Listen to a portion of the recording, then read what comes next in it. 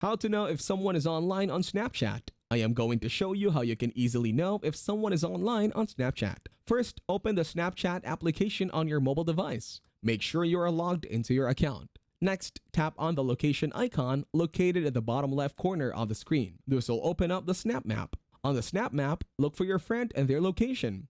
This will only work if they have allowed their location to be shared.